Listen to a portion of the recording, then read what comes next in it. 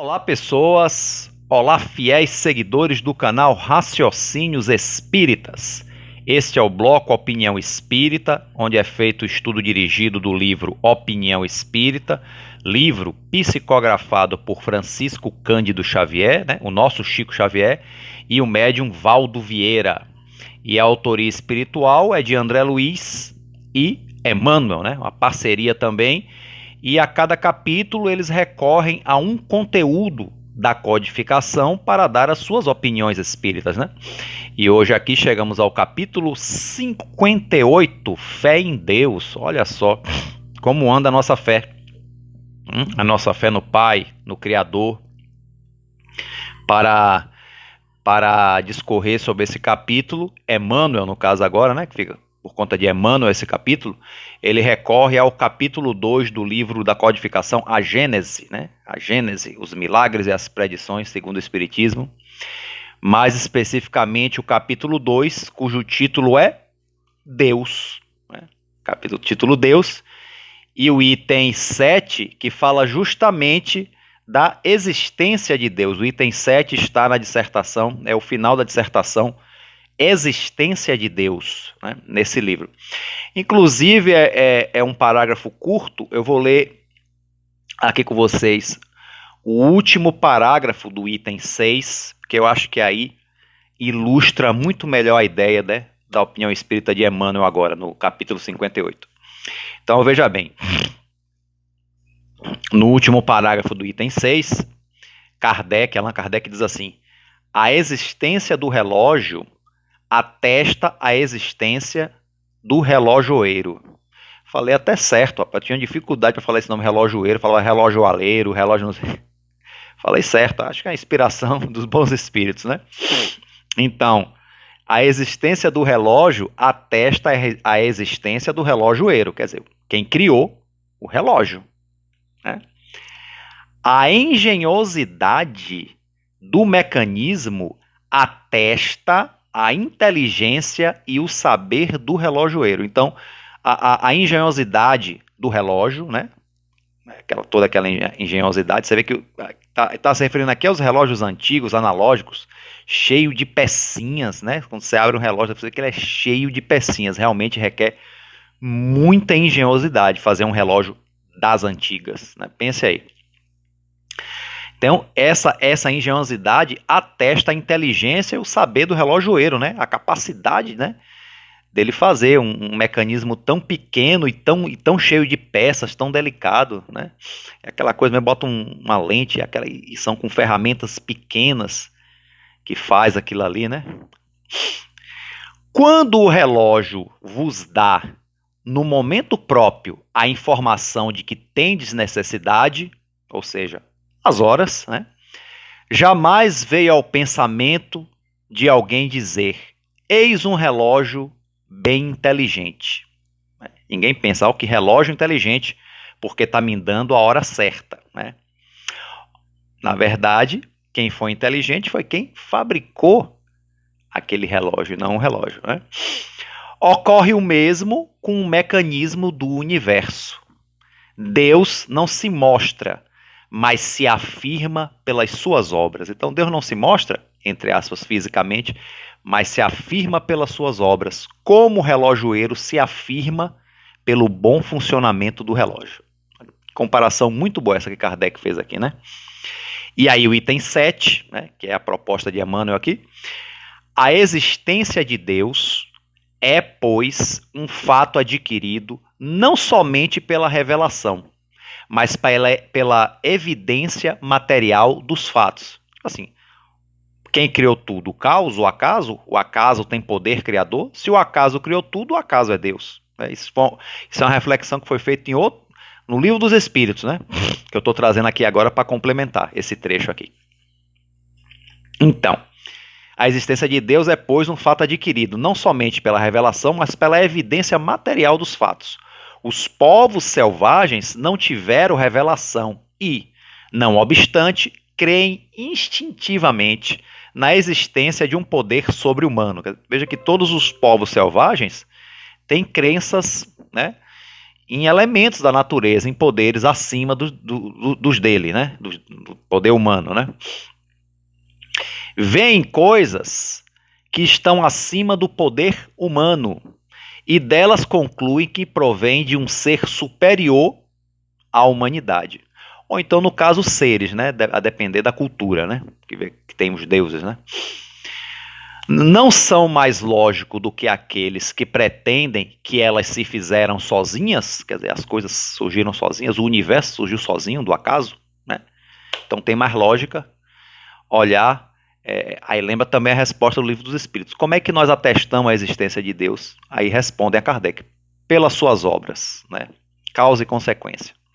Pois bem, então, vindo agora ao capítulo 58, Fé em Deus, né? Baseado nesse texto da existência de Deus, Emmanuel começa assim: antes de Jesus, profetas e guerreiros asseveravam agir em nome da fé em Deus. E quanto gente se matou, quanto se gerou sofrimento em nome de Deus na história da humanidade. Talvez, gente, as pessoas que acreditavam em Deus, os crentes, os teístas, tenham feito mais mal nesse mundo do que os ateístas. Eu acredito nessa possibilidade. Não posso afirmar, mas acredito firmemente nessa possibilidade. Porque, em nome de Deus, né, a gente já vê até pela nossa cultura judaico-cristã. Se a gente observar o Velho Testamento, né, na Bíblia, o Velho Testamento, né, fora outras coisas, né. E aí ele continua aqui: Moisés, conquanto venerável pela fidelidade e pela justiça, não hesitava na aplicação da ira, admitindo representá-lo. Então Moisés nos trouxe o decálogo, né, os 10 mandamentos, né, era realmente fiel à justiça de Deus, mas utilizava também da violência como como algo para manter a ordem, algo de controle, né? O medo, a violência, ele não hesitava em usar, porque ele era um representante de Deus, ele tinha que impor respeito, e não hesitava em usar a violência e o medo para fazer isso, né? Por isso que o Evangelho segundo o Espiritismo diz que tem que separar em Moisés, né? Quando lá no primeiro capítulo, né? Eu não vim destruir a lei. O que é da lei de Deus que Moisés nos trouxe e o que é da sua lei civil, né? Que é outra coisa. Josué, eu não sei muito sobre esse rapaz, Josué, né? Sei muito pouco. Mas aqui Emmanuel vai citá-lo. Josué presumia proclamar-lhe a grandeza com bandeiras sanguinolentas, ao submeter populações inermes além do Jordão. Inermes quer dizer, gente, desarmadas, indefesas. Então ele proclamava sua grandeza com bandeiras sanguinolentas, ou seja, com conquistas sanguinolentas, matando, né? E submetia as populações desarmadas, né? Muito corajoso, né? Muito corajoso da parte dele, né? Ele armado subjugar pessoas desarmadas, né? Além do Jordão, né? E assim ele proclamava a grandeza de Deus, né? Pelo menos é o que está dando a entender nesse parágrafo. Como eu disse, eu não conheço muito sobre esse rapaz, é o Josué, né? Eu não tenho uma leitura completa do Velho Testamento, né? Perdoem a minha ignorância. Davi, esse eu já conheço um pouco mais, né? Supunha dignificá-lo quando conquistou a montanha de Sião à custa do pranto das viúvas e dos órfãos, né? Órfãos. Quer dizer, Davi diz que é um ungido de Deus, mas nunca foi santo não, realmente também foi perpetrador de batalhas, né? Sanguinolentas e à custa de muito sofrimento, né? Não foi tanto quanto o seu antecessor, né? O Saul, né? Saul era mais psicopata, vamos dizer assim, né? Davi era um pouco mais moderado, mas mesmo assim não deixou de ter as suas conquistas em nome de Deus através de guerras, de batalhas, de mortes e de sofrimentos, né? Quantas mulheres ficavam viúvas e quantas crianças ficavam órfãs dos seus pais, né? Salomão, que é filho de Davi, né, acreditava reverenciá-lo, quer dizer, reverenciar a Deus, ao consumir a existência de numerosos servidores, amontoando madeiras e metais preciosos na construção do templo famoso que lhe ganhou a memória, o Templo de Salomão, uma das obras mais luxuosas da antiguidade. E ele acreditava que assim ele reverenciava a Deus, isso era em nome de Deus, né? Isso, imagine, construir algo assim naquele tempo, né? O quanto foi massacrante para quem trabalhou na obra, que não deve ter trabalhou de, não deve, eu acredito eu que não deve ter trabalhado de boa vontade não, era imposição mesmo, né? Acredito eu, né? Ou se muito também acreditar, né? Nessa, vamos dizer, entre aspas, lavagem cerebral, que aquilo ali era para Deus e a pessoa acreditava e fazia aquele tempo. Hoje temos aí a repetição do Templo de Salomão, né? Lá em São Paulo, né? Essa repetição, quer dizer, ainda tem gente acreditando que para reverenciar a Deus tem que fazer essas obras suntuosas, tem que demonstrar riqueza material, né? É uma pena, né? Agora, com certeza, fazer esse templo hoje, né, na modernidade agora, foi bem mais fácil, né, com a tecnologia, né? Não deve ter morrido nenhum operário, acredito eu, nessa construção, né? E todos nós, isso todos nós, eu, vocês, né, em várias reencarnações, temos pretendido honorificar a fé em Deus, fomentando guerras e espoliando os semelhantes através das crises de fanatismo e das orgias de ouro. Exemplo, as cruzadas, né? Acreditavam honorificar a Deus matando os infiéis. E nessas guerras, gente, além da matança, tinha os espoliamentos também, os roubos, estupros, né? Coisas assim terríveis, né? Tudo à base de fanatismo de alguns e outros de maldade mesmo, que aproveitavam a oportunidade, não tinha fé nenhuma e partia para essas batalhas, né? Mas o móvel disso aí é o fanatismo, né? Que não é fé. Fé é uma coisa pura, sublime. Fanatismo é a degradação da fé. É o fanatismo, né? É estabelecimento da fé cega, da fé desequilibrada. Então tenhamos cuidado, né, com o fanatismo e as orgias de ouro, quer dizer, a busca de riquezas, espoliando outras nações, né, achando que isso vai reverenciar a Deus, né. Eu lembro que eu assisti a série Os Vikings, né, Vikings, né, e eles invadem a Inglaterra, e você, pô, que bandidos esses Vikings, né, realmente eles eram violentos e tudo mais, mas porém, o que eles invadiram da Inglaterra e roubaram de lá, é o que os ingleses tinham feito anteriormente com outras civilizações, né? Talvez esteja aí um pouco a lei de causa e efeito no sentido social, histórico, antropológico, né? Aparentemente é isso aí, né? Porque é assim que, infelizmente, os povos antigos agiam também, né? A diferença é que os vikings, eles seguiam deuses guerreiros, né? Havia mais lógica na fé deles. E os ingleses eram cristãos, ainda assim promoviam guerras de invasão, né, de espoliamento de outras nações, de matanças e tudo mais. Então, aí essa é a grande diferença, né? E aí, continuando aqui. O Espiritismo, porém, nos revela Jesus abraçando o serviço espontâneo à humanidade como sendo a tradução da própria fé. Então o Espiritismo apresenta Jesus como ele realmente é, resgatando o evangelho primitivo, sem as adaptações às nossas conveniências, né?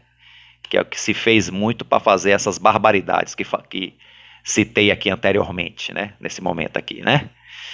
Então, Jesus é o serviço à humanidade, né?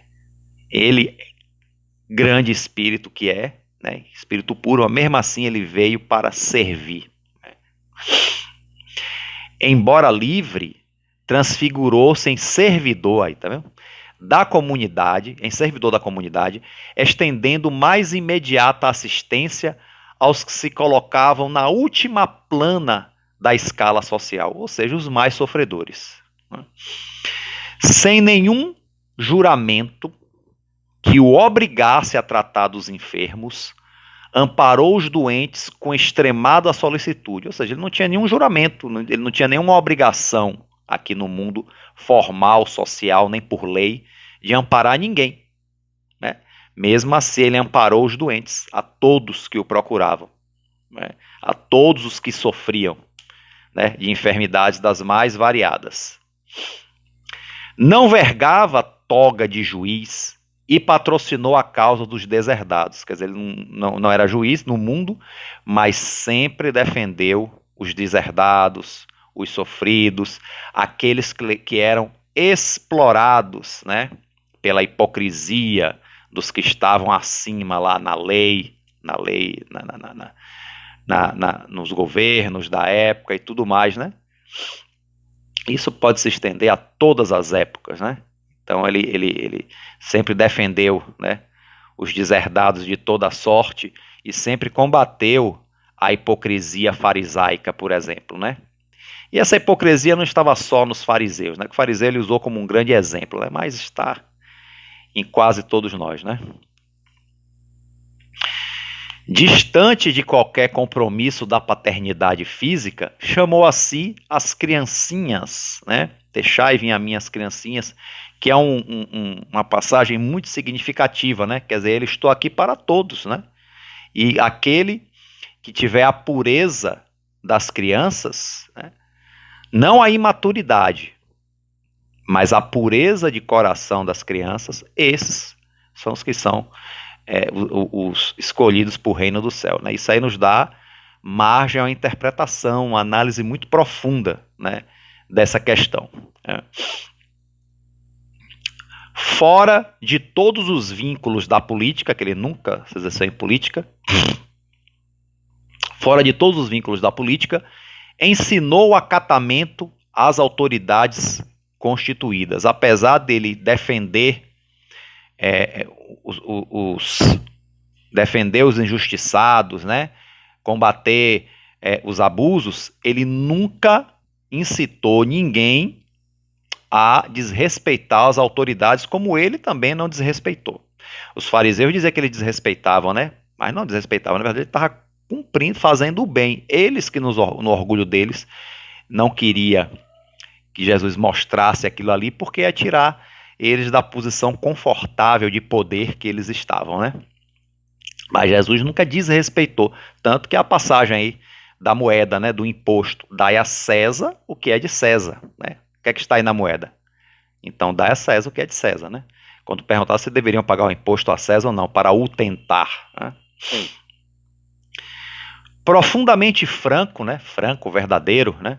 Era humilde em excesso com os ignorantes e com os fracos, e profundamente humilde era franco, tanto quanto se pode ser, com todos aqueles que conheciam as próprias responsabilidades, à frente dos preceitos divinos, fugindo de respeitá-los.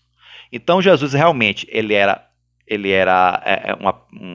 um ser pacificador, né? Um ser que ajudava, que consolava, mas também não faltava com a verdade, né? Ele era franco, ele era verdadeiro com tudo, né?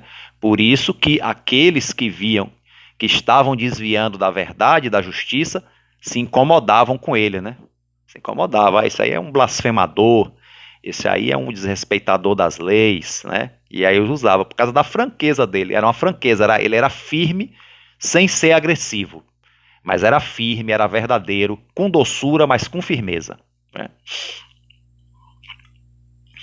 Passou no mundo abençoando e consolando, né? Jesus passou no mundo abençoando e consolando, esclarecendo e servindo, mas preferiu morrer a tisnar o mandato de amor e verdade que o jungia aos desígnios do eterno Pai. Quer dizer, a morte é melhor do que manchar, do que sujar o mandato de amor e verdade que ele veio representar, né, aqui na Terra. O mandato de amor e verdade do Pai eterno, de Deus, né, do nosso Criador. Então ele prefere a morte a manchar esse mandato, né?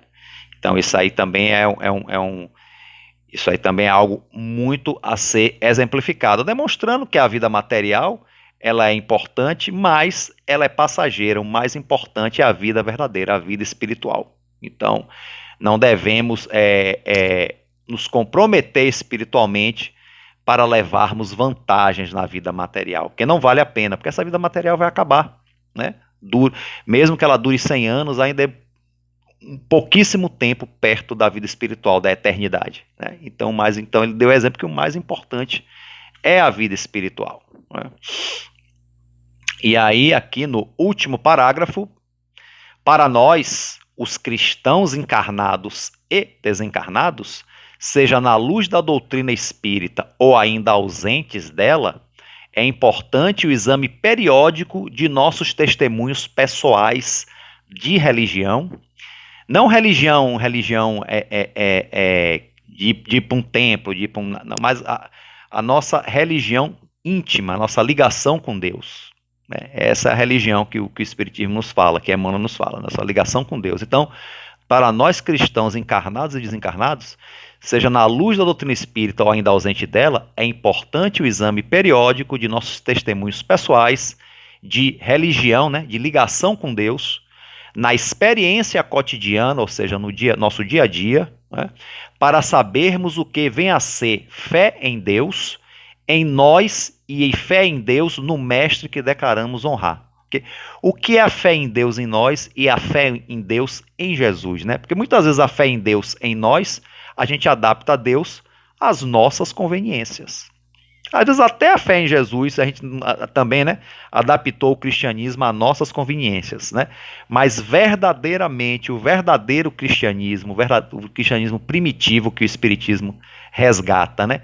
Essa fé em Deus nesse cristianismo verdadeiro é muito diferente, porque é uma fé que não comporta as nossas conveniências, né? Não comporta a gente adaptar nossas conveniências, sim a fé verdadeira, realmente, uma fé em Deus verdadeira, nas leis divinas, realmente, né? Que regem o nosso universo. Então, esse é o recado, é a opinião que Emmanuel trouxe para nós aqui nesse capítulo. Ok, gente? Então, é isso, né? Chegamos ao final, né, de mais um capítulo. Quem gostou, curte. Se achar útil, compartilha. Quem está chegando agora, se inscreve aí no canal, ok? Então, a todos aí, um forte abraço. Fiquem com Deus.